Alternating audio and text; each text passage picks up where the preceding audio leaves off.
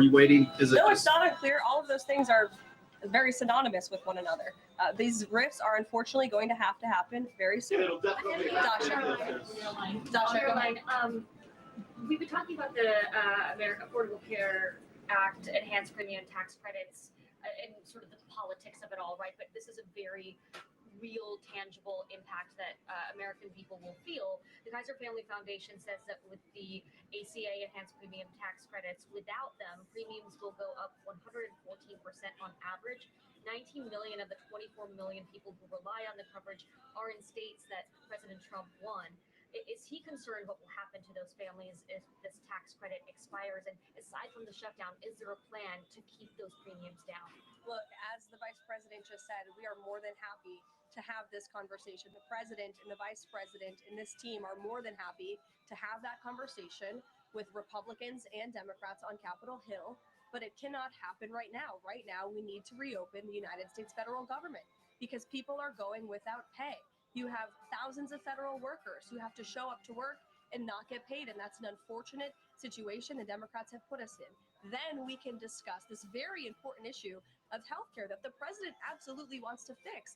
As I mentioned yesterday, but those premiums do not expire until the end of the year. It's October 1st right now. So we have a few months to have that conversation. And it's irresponsible of the Democrat Party to try to convince the American people that that conversation has to happen right now. No, what needs to happen right now is the reopening of the United States federal government. And then this administration will be happy to work with Democrats in good faith to come to a policy determination. But one red line the government has already made clear, this administration has already made clear, this administration is never going to support taxpayer-funded benefits going to illegal aliens. And we think it's despicable that that was one of the first proposals that Democrats put in their funding proposal and their CR. The Republican CR was a clean CR that would keep the government open. Democrats have voted for it 13 times in the past. The Democrats put this poison pill in there, this partisan pill. Why? Because they are beholden to the far left radicals in their party. And you already see 3 moderate Democrats having the courage to say no. We need to keep the government open, and then we can have these conversations about healthcare. Mary. Caroline, I just want to circle back to something the vice president said about Ocasio-Cortez, actually his president come up sooner.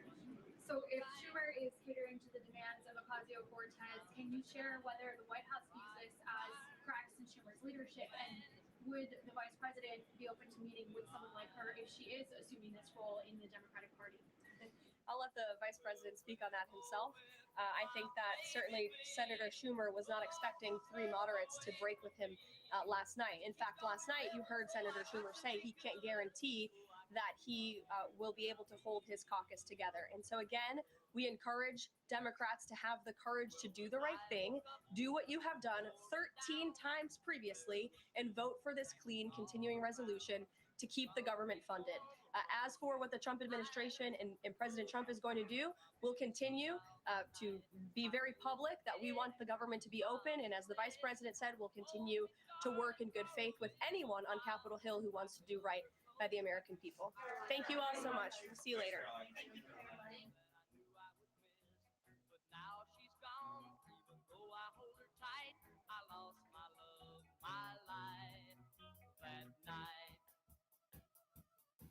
Are we not running the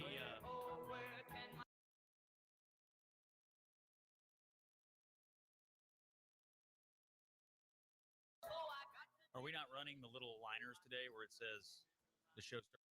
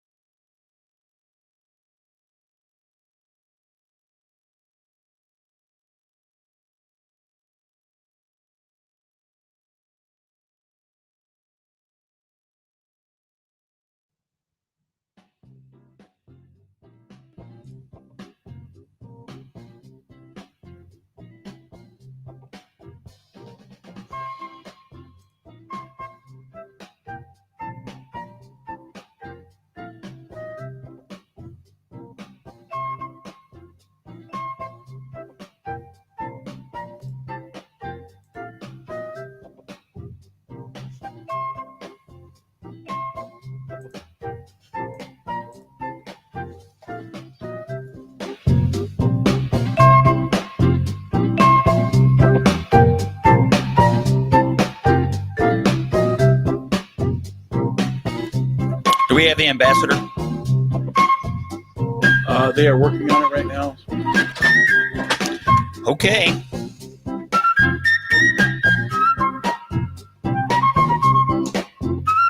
I have called in to 400 radio stations or more in my career.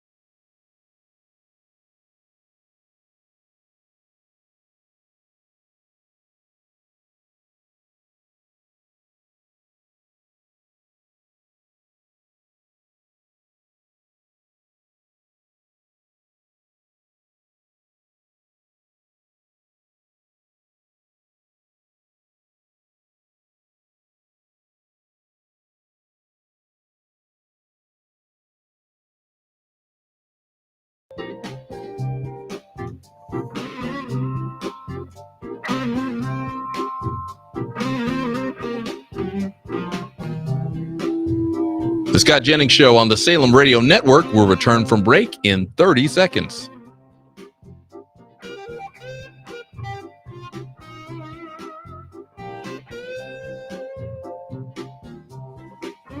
The Scott Jennings Show on the Salem Radio Network will return from break in 15 seconds. The Scott Jennings Show on the Salem Radio Network will return from break in 5 seconds.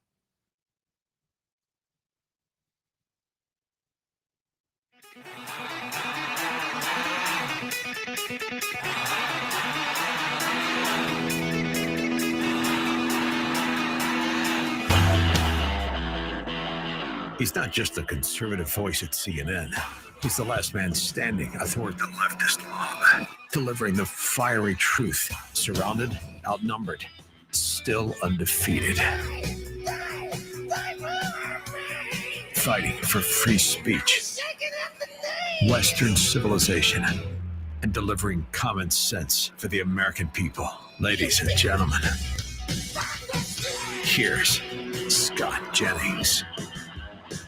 Common sense for the American people. It is the Scott Jennings Show, Wednesday, October the 1st. And with a new month comes the advent of a government shutdown in Washington, D.C.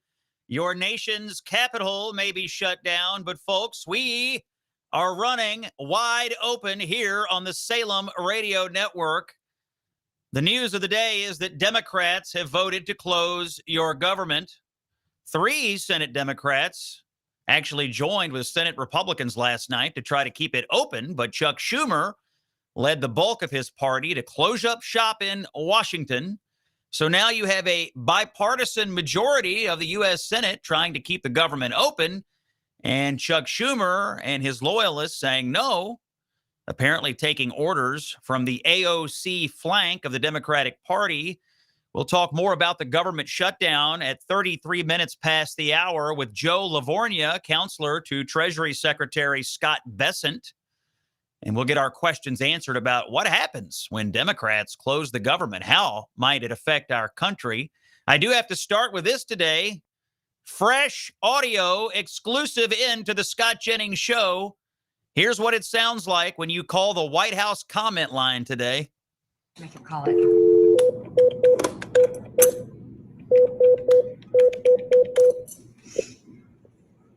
Thank you for calling the White House comment line. Hello, America. This is White House Press Secretary Caroline Leavitt. Democrats in Congress have shut down the federal government because they care more about funding health care for illegal immigrants than they care about serving you, the American people. Until Democrats vote for the clean, Republican-backed continuing resolution to reopen the government, the White House is unable to answer your call or respond to your questions. We look forward to hearing from you again very soon. And in the meantime, please know President Trump will never stop fighting for you. Thank you, and God bless you. Well played there by the White House Press Secretary, Caroline Leavitt. Again, more on the shutdown at the bottom of the hour. The other big news of the week, President Trump's announcement of a path toward peace in the Middle East and hopefully an end to the war in Gaza. He made the announcement Monday of his 21-point plan. And yesterday, the president made a further comment about this on the South Lawn of the White House. How long do you plan to give Hamas to respond to the ceasefire proposal you put out? We're going to do about 3 or 4 days. We'll see how it is.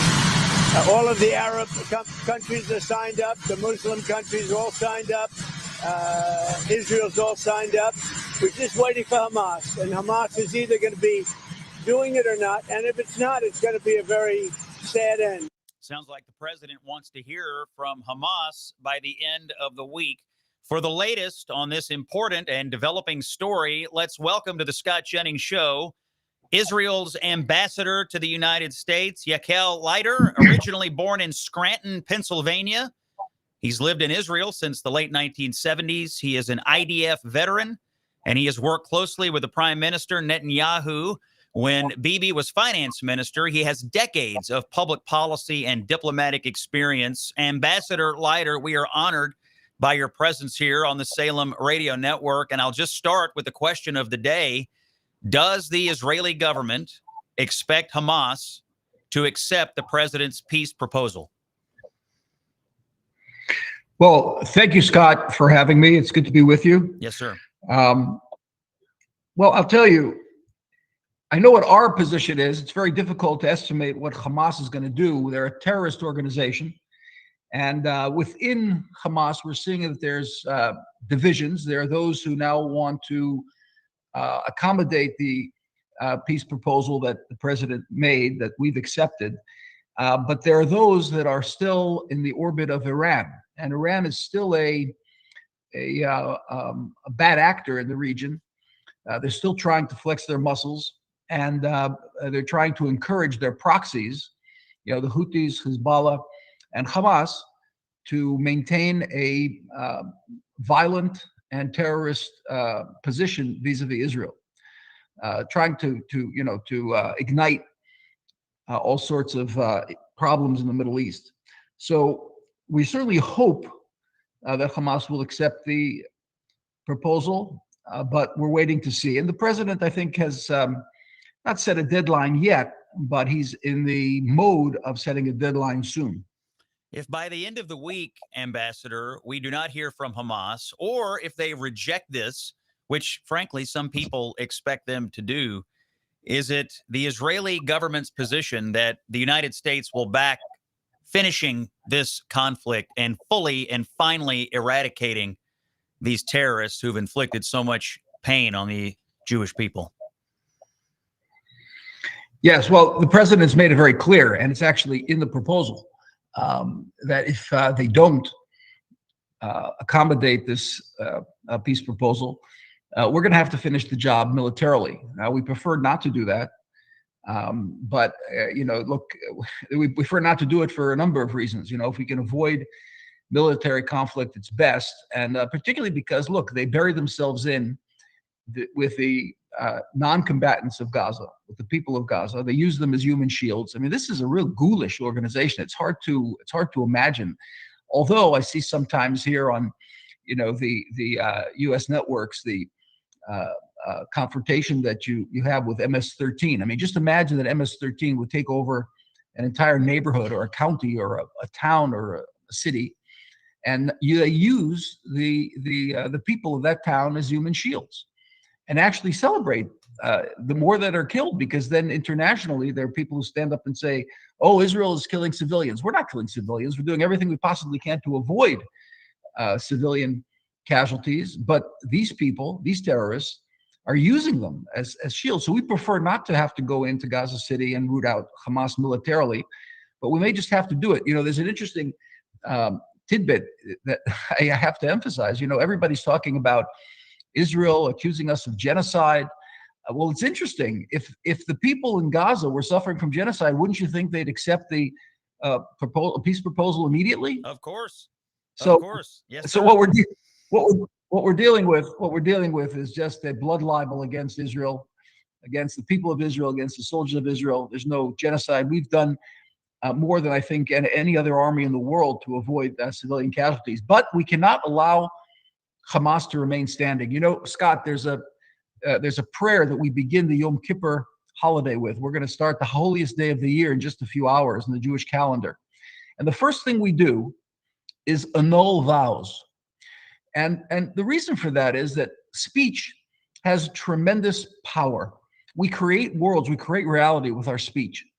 And the first thing we have to do is pay attention to the speech we make and annul those vows that we didn't fulfill. But there is a vow that we've made, the Prime Minister Netanyahu has made, that the people of Israel has made, that we'll get our hostages out and we're going to defeat Hamas. That's a vow. Hamas has to be destroyed, because otherwise we're going to have a jihadi victory in the Middle East. And this has ramifications not only for Israel, this has ramifications for the entire region, because the Muslim Brotherhood is trying to destabilize the entire Middle East. And if they're allowed a victory by one of their extensions, one of their proxies, which is Hamas, then that's going to set an example for Muslim extremists throughout the Middle East, and not only the Middle East, but Africa. We've got many issues in Africa with Islamism, with radical Islam.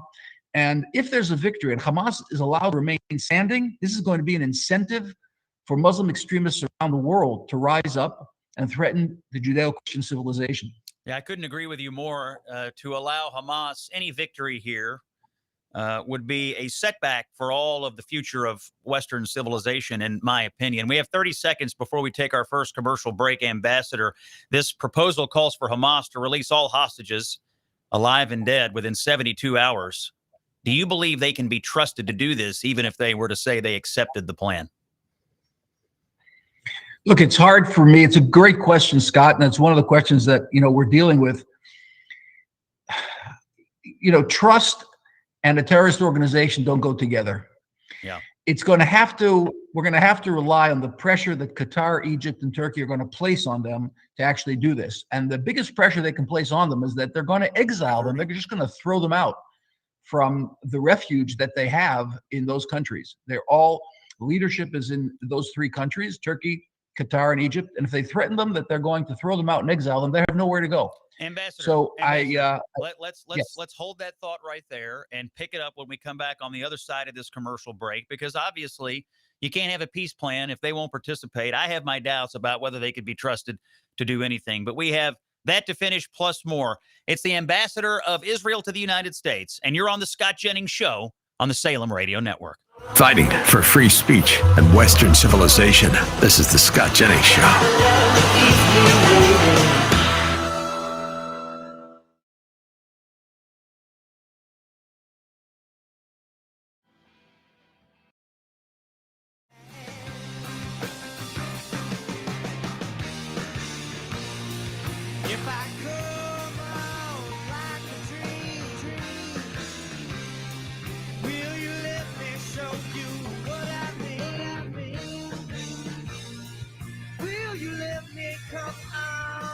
Scott Jennings Show on the Salem Radio Network will return from break in 4 minutes.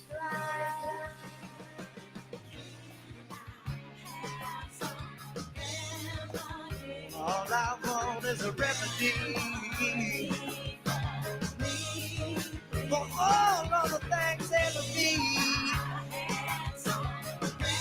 Ooh, I will take a look. Please. Scott Jennings Show on the Salem Radio Network returns from break in 3 minutes and 30 seconds.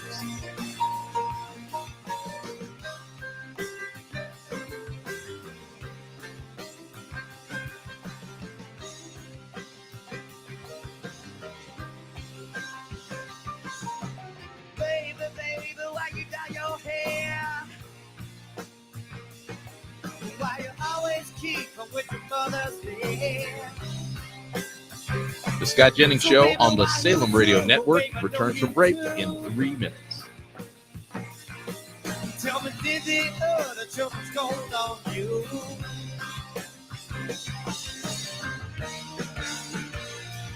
If I come on like a dream, ooh, will you let me show you what I mean? Will you let me come? The Scott Jennings Show on the Salem Radio Network will return from break in 2 minutes and 30 seconds.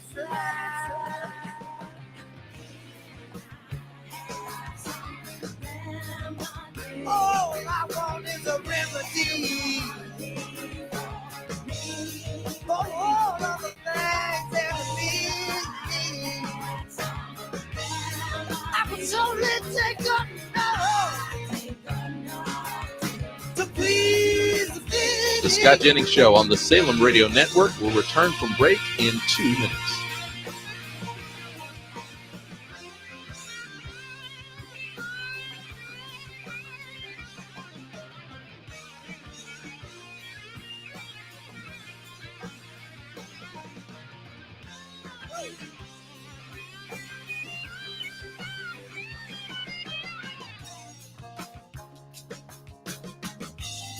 The Scott Jennings Show on the Salem Radio Network will return from break in 1 minute and 30 seconds. I need a remedy, yeah. But what does that mean? You see, I need a remedy. But what is LNP? I need a remedy, yeah. But what's LNP?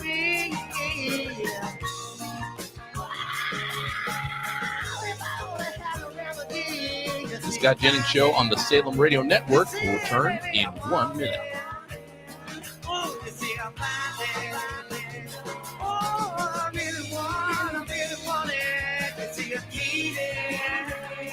The Scott Jennings Show on the Salem Radio Network will return from break in 45 seconds.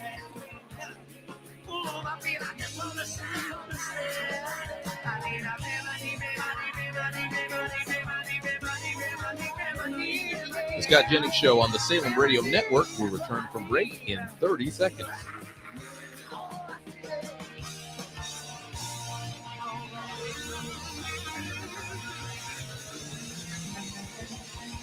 The Scott Jennings Show on the Salem Radio Network will return from break in 15 seconds. The Scott Jennings Show on the Salem Radio Network will return from break in 5 seconds.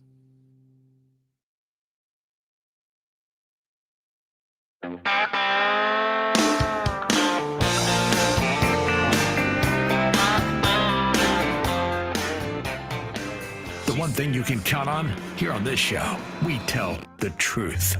You can count on it. It's the Scott Jennings Show.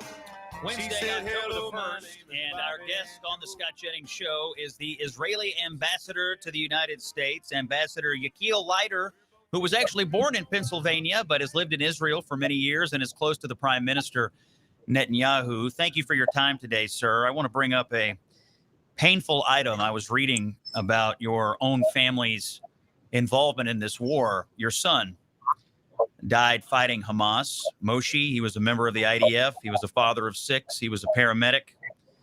He is an example of how deep the sacrifice is being felt by all corners of Israeli society in this war that was started on October the 7th. I just thought perhaps maybe you could reflect on this for our audience and tell us about how the Israeli people are feeling nearly 2 years into this conflict.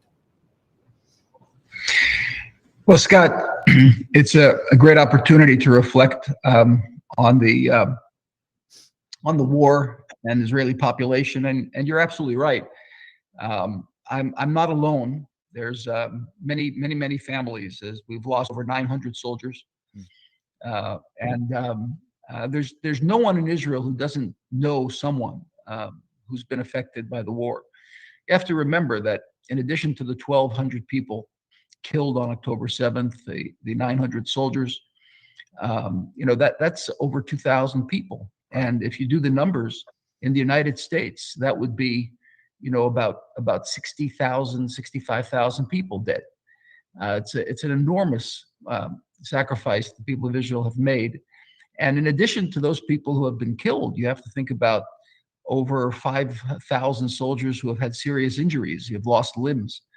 And then you've got all the people removed from their homes in the Gaza envelope, about 60,000 people. And then the people in the north, in the initial stages of the war, for almost a year, they were removed from their homes, about another 60,000 people. So, and then we have, of course, we had the missiles fired by Iran into large civilian population centers of Tel Aviv and greater Tel Aviv. And the Houthis continue to fire ballistic missiles. You have to understand what these ballistic missiles are. I mean, people don't appreciate it, but imagine a semi-trailer that you see on the interstate highway, but now it's cruising in the air, not on a semi-trailer, but it's packed with explosives, and it's careening through the skies at 4 times the speed of sound. When that hits the ground, it's almost like a small nuclear bomb. And we've been hit with them several times. We've got a great missile defense system, and together with the American Aegis system and the THAADs that the people of the United States have provided us with, together with our David Sling and Iron Dome, we were able to keep about 88% of the missiles that were fired into Israel out. But it's certainly not hermetic, and there are those who get through, and all the people of Israel have had to confront this and continue, because the Houthis continue, and we're going to finish the job there. The United States Army began the operation against the Houthis. We're going to finish it the same way that we began the operation against Iran, and the United States finished it. We've had tremendous partnership with the U.S. administration. We have great admiration and thanks for President Trump and his administration. And of course, for CENTCOM, the U.S. Army stationed in that region, has been a tremendous partner in fighting this Islamic radicalism.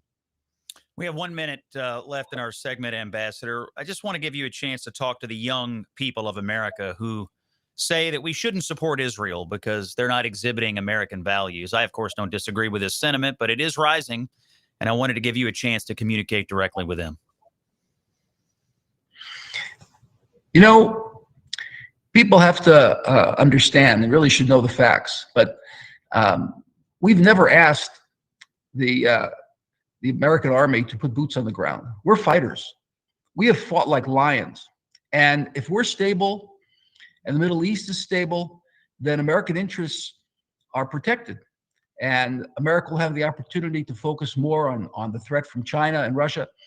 And the more that Israel is supported, the more that American interests in the Middle East are supported, the more that we'll be able to advance the Abraham Accords. So there will be regional cooperation between Israel and the Arab countries, which they want, which we want, and will mean that the American footprint could be lessened, could be diminished and vitalized elsewhere.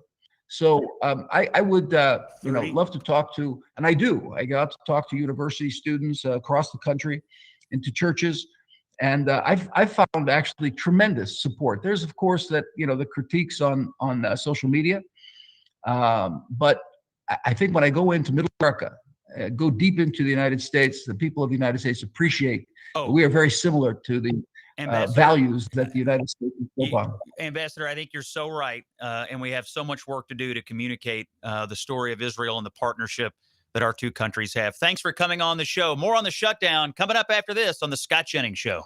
I ain't as good as I once was, but I'm as good once as I ever was.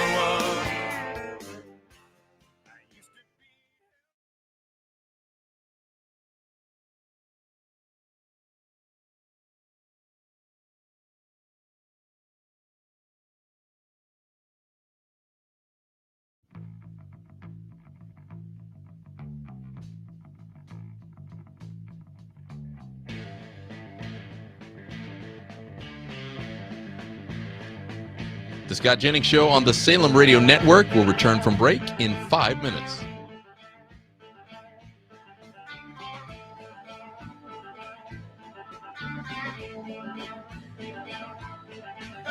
Run down. I've been lied to. And I don't know why I let that mean woman make me a fool.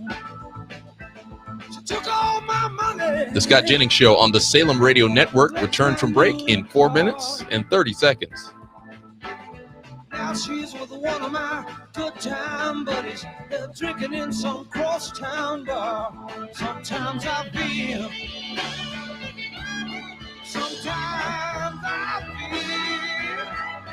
like I've been tied to the whipping post.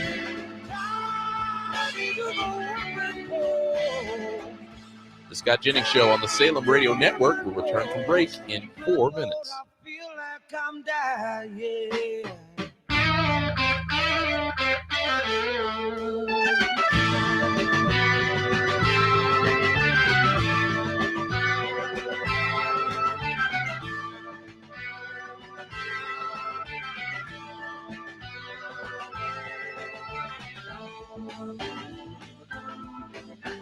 The Scott Jennings Show on the Salem Radio Network returns from break in 3 minutes and 30 seconds.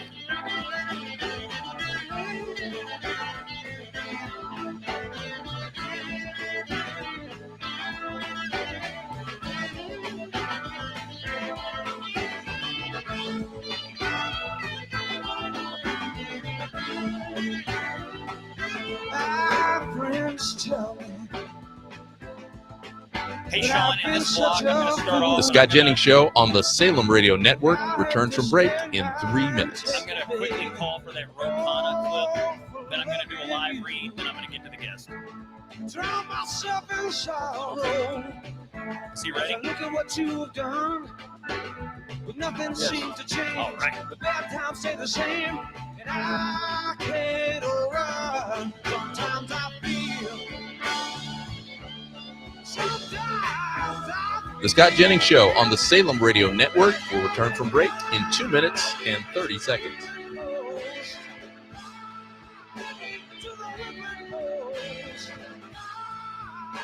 Good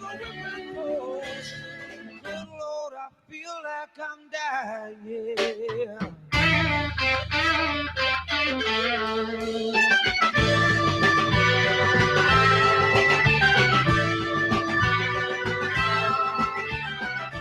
The Scott Jennings Show on the Salem Radio Network will return from break in 2 minutes.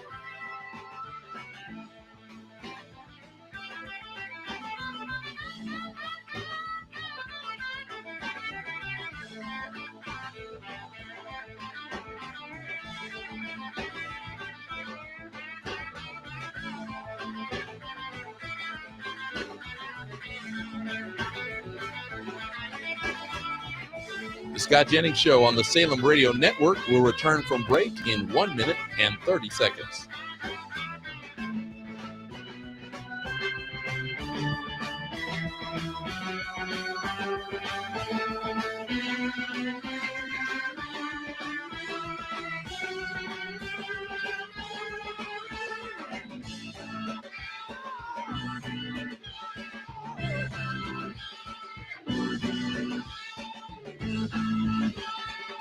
The Scott Jennings Show on the Salem Radio Network will return in 1 minute.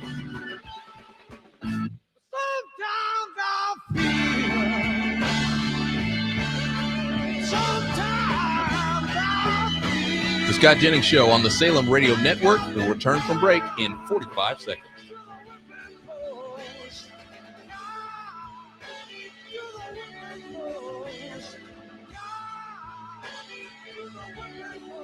The Scott Jennings Show on the Salem Radio Network will return from break in 30 seconds.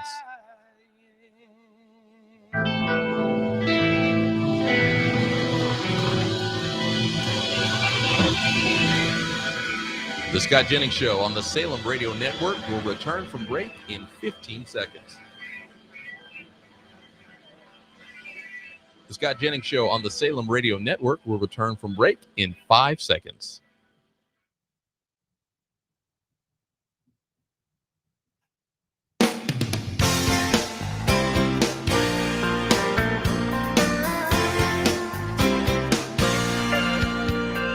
You've heard the narratives. Now get the truth.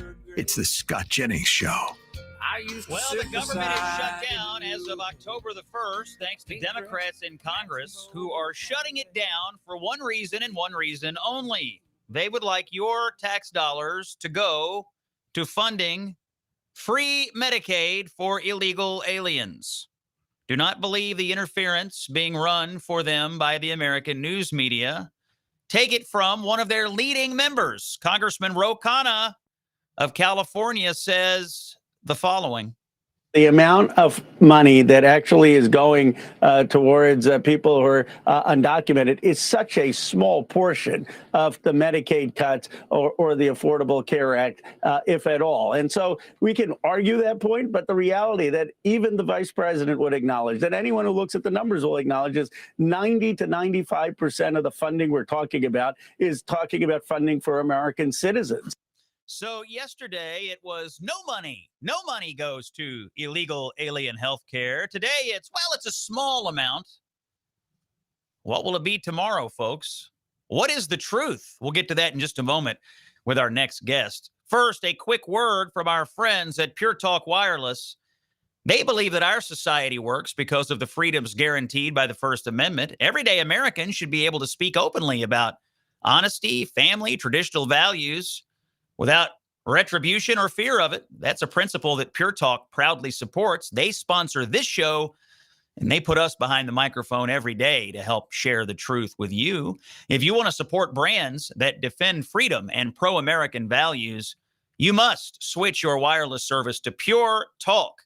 Great 5G coverage, very reliable, very secure network. The plans are $25 a month. You'll save a ton of money. My advice is to stand with companies who share your values. And, oh, by the way, they have a small business white glove service that you might want to check out. Dial pound 250 and say Scott Jennings and switch to my wireless company. It's called Pure Talk. Get a 50% off the first month if you do it this way. Dial pound 250 and say Scott Jennings. Switch to Pure Talk today. It's the Scott Jennings Show on the Salem Radio Network. As I mentioned, the government is shut down. On the horn, Joe Livornia, counselor to the U.S. Treasury Secretary Scott Bessent. Joe, you're making your return trip to the Scott Jennings Show, albeit under a dark cloud today because the Democrats have chosen to shut down our government. Tell me, my friend, what happens in the U.S. Treasury Department when the government is shut down? I guess you have to tell all the check writers to go home. No money going out the door. Is that right? Scott, thank you for having me on. It's never a dark day when I get on your show, although it is a sad day, the fact that the government can't stay open. No fault of Republicans. As you know, we needed 6 votes. Senator Fetterman was on our side to keep the government open. The president just wants a clean extension. Clean CR to November 21st. We then can negotiate thereafter on different things that Democrats want. This is not a big ask. This is standard procedure. Under the Biden administration, there were 13 clean CRs. All of a sudden, now people don't like it. In terms of what we're doing at Treasury, people are not getting paid. Those paychecks are delayed. They will get paid at some point.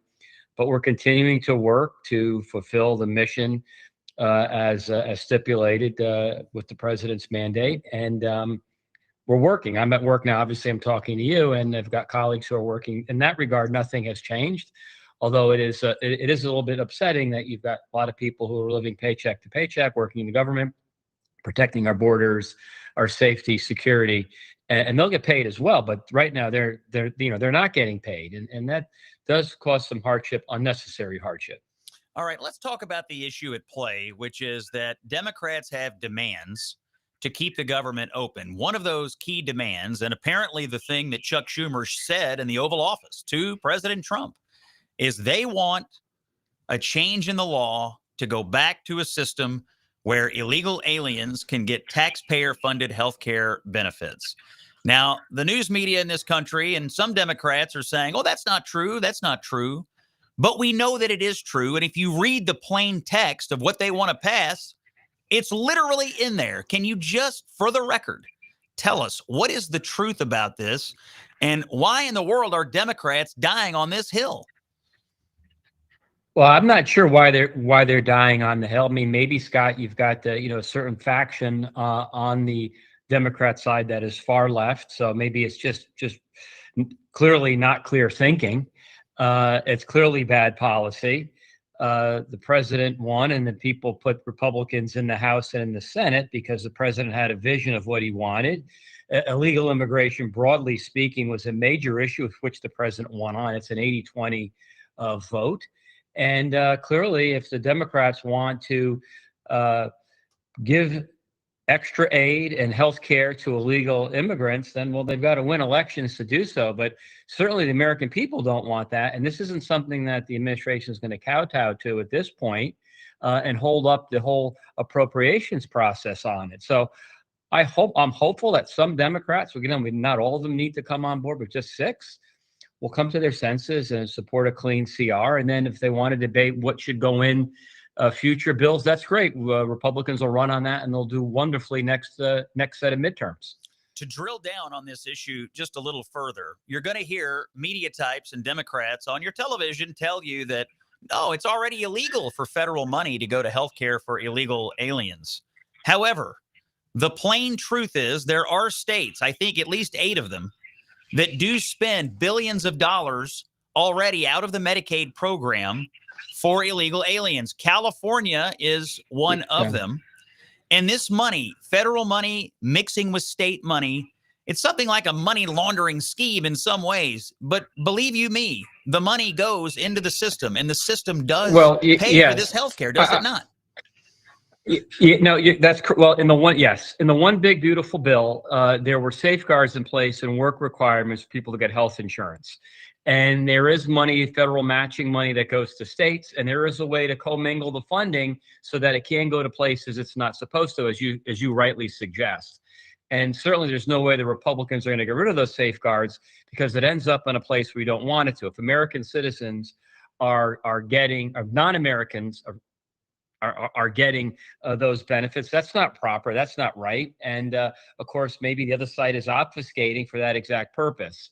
But yes, you are correct in your initial premise. Okay, the budget that you all are proposing, or I should say the congressional Republicans supported by the administration are proposing to extend. This is the Biden budget levels, correct? From his last year in office, all the Republicans are doing is proposing to extend that by 7 weeks. Democrats have repeatedly voted for the Biden budget levels, and now all of a sudden, those budget levels are unacceptable. Please make sense of this for me. Well, I can't. Well, you're asking very valid questions, but you're assuming some normalcy and some thoughtfulness. And unfortunately, that's just not the case at the moment. And that's why it's so important for the president to stick to his guns as he does, and say, look, this is unacceptable. We're not going to give health care to illegal immigrants. We're not going to have the states be able to game the system to effectively do as much. And this is an issue that resoundingly is supported by the American populace. There might be some people on the left who not think it's good, but they're by far the minority. So again, Scott, I hope that at some point the Democrats on the other side come on board, see the light of the tunnel, and then kind of come out of their derangement syndrome, whatever it is they're in at the moment. Because you're correct, it doesn't make sense, and I certainly can't explain what's going on inside their head. There are increasingly unhinged statements being made by Democrats on Capitol Hill. Senator Chris Murphy, one of the biggest clowns in Congress. I say he's a clown. That's a disservice to clowns. I wouldn't hire Chris Murphy to make balloon animals at a birthday party, but he is a U.S. Senator from Connecticut. He now says that funding this particular clean CR, that voting for this would be akin to funding the end of democracy. When the administration hears unhinged statements like this, how do you even take seriously the idea of negotiations, communications, or whatever with the Democrats on Capitol Hill? This is lunacy. That's why there is a shutdown for that exact reason. This threats to democracy. It's a bad song that's been overplayed about 10,000 too many times. And again, John Fetterman voted with the Republicans, and my hope and guess is at some point, some of the more reasonable Democrats, maybe we could find a few, will come on board and we'll get the 60 votes. Because again, Republicans are doing their part, but we'll get the 60 votes to reopen the government and get this is a fortunate situation over with. Whether Senator Murphy or his colleague Richard Blumenthal goes with it or not, who remains to be seen. But yes, it is lunacy, Scott. I can't. I wish I could figure out a way just to take the other side to play devil's advocate. I can't. Let us talk about what will happen if this shutdown lingers. It seems like the administration is working with agencies to identify where cuts can be made. This is directives coming out of the Office of Management and Budget. If this goes on, what is the possibility that you could see mass layoffs in the federal bureaucracy? Well, right now, the administration is trying to eliminate inefficiencies in the system. There were many workers that were let go earlier in the year, as you know. In the GDP accounts, we've seen back-to-back declines of 5% plus in government spending declines. Federal government spending has declined. Yet GDP looks excellent. Despite that, it looks like 4% growth, close to that so far in Q3, according to one notable tally. We had similar growth in the second quarter. OMB will look to try to, again, streamline what jobs aren't necessary that are superfluous. Certainly, there's a role for the government to play. Many of the people right now who are furloughed are working hard to keep us safe. I'm not sure what Russ Vought's going to come up with, but I'm sure if there's ways to make government spending more efficient to get American taxpayers' dollar further along, that's not going to be a bad thing. But I don't think, and this is important, Scott, what President Trump's put in place is a very incredible foundation for future growth. You see that in various business surveys, in particular among small businesses. You see it in the GDP data I mentioned. You see it in the capital spending numbers, which have been very robust. And by the way, which predict this soft patch that we inherited from the Biden administration will be temporary, that growth will reaccelerate. This will happen regardless of the government shutdown. I mean, it'd be nice if the government was operating as it's supposed to, because it is slowing things down perhaps a little bit. But the fundamental outlook is excellent. We've got booming blue-collar wage growth, and the equity markets are close to all-time highs. I mean, there's so many good things out there the president is doing. Under another administration, the government shutdown might cause confidence to waver. But given what President Trump has done, that's not going to happen. That voice is Joe Livornia from the U.S. Department of the Treasury. He's a counselor to Treasury Secretary Scott Bessent. Joe, stay with us through this commercial break. And before we take our break, let me read you a testimonial from our friend Travis, who wrote this in about Relief Factor. He said it used to take him an hour to walk a mile. Today, he can do 4 miles in that same hour. And this morning, he says, I even ran for the first time in a decade. We're getting all sorts of letters from people taking Relief Factor and reporting major improvements in their lives. It can happen for you, too. If pain has slowed you down, try it. Relief Factor has a 3-week quick start. Could be the answer for you. Try it. Try it. Go to relieffactor.com. Call 1-800-4RELIEF. Relieffactor.com. 1-800-4RELIEF. I tried it. I'm happy with it.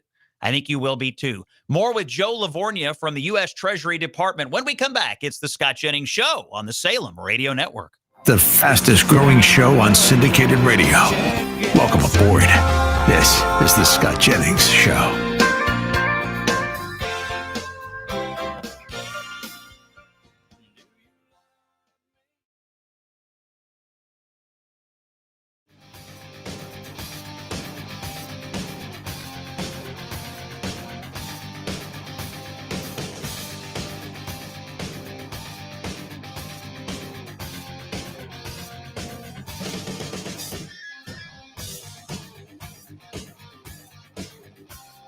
The Scott Jennings Show on the Salem Radio Network returns from break in 3 minutes.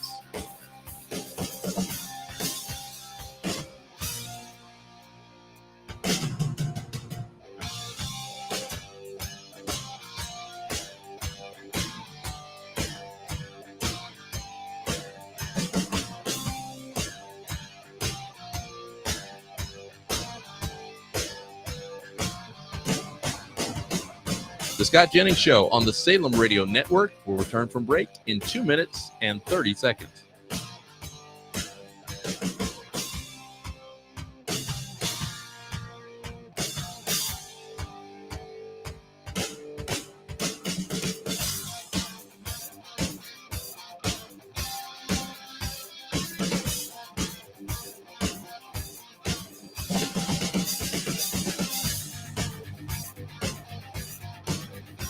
The Scott Jennings Show on the Salem Radio Network will return from break in 2 minutes.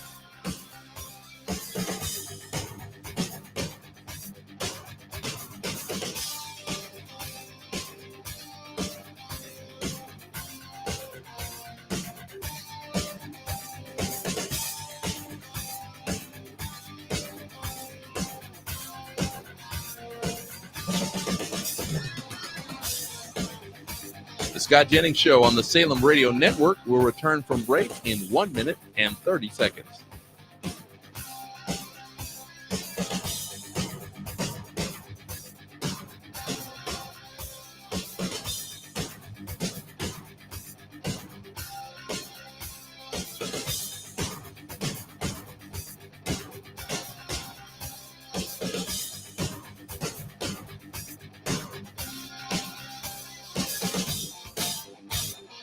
The Scott Jennings Show on the Salem Radio Network will return in 1 minute.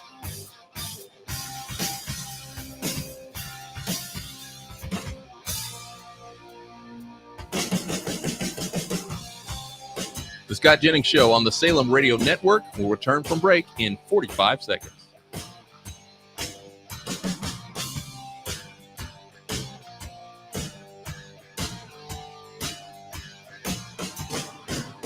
The Scott Jennings Show on the Salem Radio Network will return from break in 30 seconds.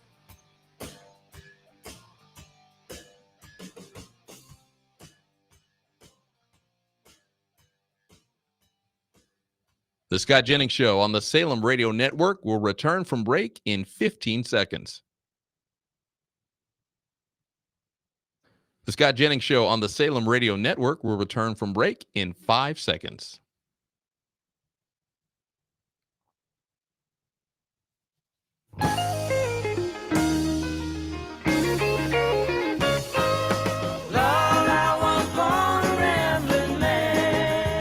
One man standing tall against the leftist mob. Here's Scott Jennings. It's October the 1st, and we are exploring the mysteries of the government shutdown with Joe Livornia, counselor to U.S. Treasury Secretary Scott Bessent here on the Scott Jennings Show. And this just into the show, Russ Vought, the head of the Office of Management and Budget for Donald Trump, says that nearly $8 billion in green new scam funding is being canceled. More information soon to come from the Energy Department, but the states in which they are being canceled: California, Colorado, Connecticut, Delaware, Hawaii, Illinois, Maryland, Massachusetts, Minnesota, New Hampshire, New Jersey, New Mexico, New York, Oregon, Vermont, Washington. It seems like we've reached the find out phase of these government shutdown chats, Joe, with the Democrats. Russ Vought, the Blade, is here. I mean, honestly, I think that's the only way to deal with these people. Meet their stupidity with actual consequences. Well, look, the point is, President Trump wants to create an economy that lifts all boats and especially benefit, as Secretary Bessent said many times, Main Street. And, these subsidies, if they're extraordinarily wasteful, which they are, then, the government should get rid of them. And that's what Russ Vought wants to do. And this is just prudent policy. The president wants to have private industry flourish. That's what will raise living standards. And it will help produce more of the goods and services people want, which will then reduce the cost of living, which we saw during President Trump's first terms. And I think what the OMB is doing, Scott, is just trying to get rid of this wasteful, useless spending.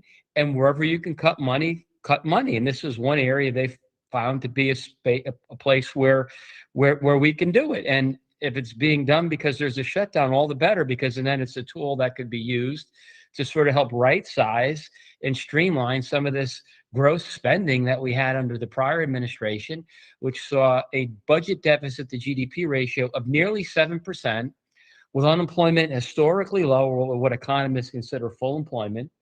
That is an unsustainable position. So, do you know what? If we can cut spending and the economy can boom as it did in the second quarter, or it looks like it did in the third quarter, all the better. Switching topics, we had the Israeli ambassador to the United States on the show earlier today, Joe. And of course, he was talking about Israel's fight and the United States fight against Iran.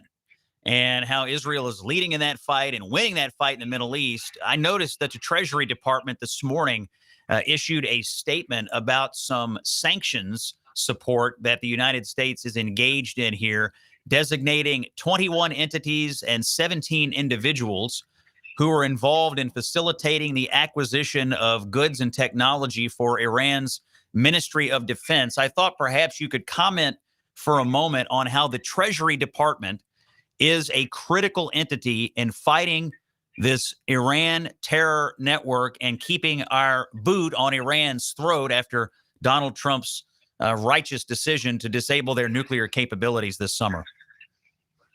Right. Well, listen, as you may know, or your listeners should know, the Treasury is involved in many, many things to try to protect American households and businesses. As it relates to money laundering, terrorist financing, sanctions would clearly be part of that. I was not part of those negotiations and that decision making, but rest assured, Scott, that Secretary Bessent, as he even alluded to in the podcast earlier this year, spends an incredible amount of time worried and working on things as it relates to American security. And for those that would like it, he had a very nice tweet or post this morning backing United States Security Council as it relates to what's been happening in Iran. And just rest assured, the secretary working with the president and other leaders in the administration to keep America safe. And I'm very confident that whatever is being proposed has been thoughtfully put together and doing what was right for the U.S.